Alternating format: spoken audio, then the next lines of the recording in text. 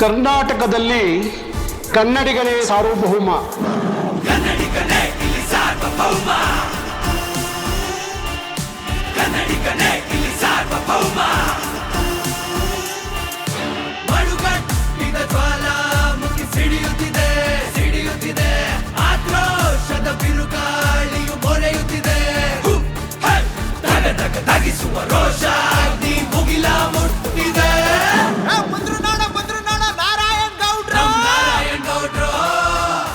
ಕನ್ನಡದ ದ್ರೋಹಿಗಳು ಜಾಗ ಖಾಲಿ ಮಾಡ್ರು. ಬಂದು ನೋಡು ನಾರಾಯಣ್ ಗೌಡ್ರು. ಕನ್ನಡದ ದ್ರೋಹಿಗಳು ಜಾಗ ಖಾಲಿ ಮಾಡ್ರು. ಬಂದು ನೋಡು ನಾರಾಯಣ್ ಗೌಡ್ರು. ಕನ್ನಡದ ದ್ರೋಹಿಗಳು ಊರು ಬಿಟ್ಟು. ಇಲ್ಲಿ ಬಂದವರು ಯಾರು ಸಾಮಾನ್ಯ ಕಾರ್ಯಕರ್ತರಲ್ಲ, ಎಲ್ಲ ಕರವೆಯ ನಾಯಕರುಗಳು ಇಲ್ಲಿ ಬಂದಿದ್ದೀರಿ.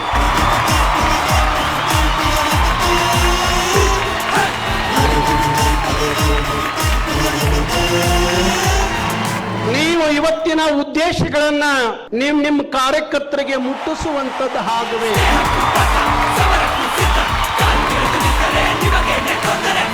ಈ ಉದ್ದೇಶಗಳನ್ನ ಅರ್ಥ ಮಾಡಿಸುವಂತದ್ದು ಆದಾಗ ಆ ಸಾಗರ ಬೆಂಗಳೂರಿಗೆ ನುಗ್ಗಿಬಿಟ್ರೆ ಮಹಾ ಸಂಘರ್ಷದ ಸಾಗರ ಆಗತ್ತೆ.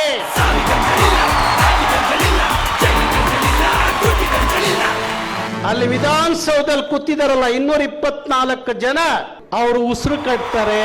ಯಾವತ್ತು ಬೆಂಗಳೂರಿಗೆ ಆ ಸಂಘರ್ಷದ ಸಾಗರ ಬರುತ್ತಲ್ಲ ಅವತ್ತು ಅವರ ಉಸಿರು ಕನ್ನಡ ಆಗತ್ತೆ. ಲಕ್ಷ ಲಕ್ಷ ಧೀರ ಯೋಧರು ಕನ್ನಡ ಕಾಯುತ್ತಿಹರು. ಕೌಟು ಕರಡಿಯಲ್ಲಿ ಪಳಗಿದವರು ಸಿಂಹಗಳಂತೆ ನುಗ್ಗುವವರು.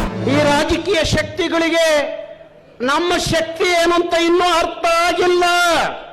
ಅರ್ಥ ಆಗ್ಬೇಕು ಅಂದ್ರೆ ಏನ್ ಮಾಡ್ಬೇಕು?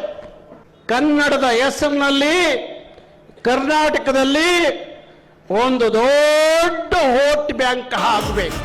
ಯಾರಿಗೆ ಕನ್ನಡದ ಪ್ರೀತಿ ಇರುತ್ತೆ, ಯಾರಿಗೆ ಕರ್ನಾಟಕದ ಪ್ರೀತಿ ಇರುತ್ತೆ, ಯಾರಿಗೆ ಕನ್ನಡಿಗರ ಬಗ್ಗೆ ಪ್ರೀತಿ ಇರುತ್ತೆ, ಯಾರು ನನ್ನ ನೆಲ, ನನ್ನ ಭಾಷೆ, ನನ್ನ ಜನ ಅನ್ನುವ ಪ್ರೀತಿ ಇರುತ್ತೆ, ಅವರ ಅಂತರಂಗದಲ್ಲಿ ಮೂಡಬೇಕು ಅನ್ನೋದಾದ್ರೆ ನಿಮ್ಮ ಮಹಾ ಸಂಘರ್ಷ ಯಾತ್ರೆ ಇವತ್ತು ಶಪಥ ಮಾಡಬೇಕು.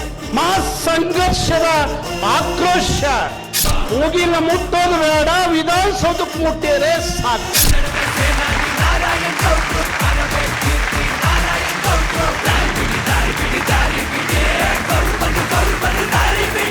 ನಾವು ಅಲ್ಲಿಗೆ ಹೋಗೋದು ಬೇಡ, ಮನವಿ ತಗೊಂಡು ವಿಧಾನಸೌಧಕ್ಕೆ ಹೋಗೋದು ಬೇಡ. ಆ ವಿಧಾನಸೌಧ ಮಂದಿ ಇಲ್ಲಿಗೆ ಬರಬೇಕು. ಅಂತ ದಿನದ ಪ್ರಾರಂಭ ಇವತ್ತು ಇಲ್ಲ ಆಗ್ತಾ ಇದೆ.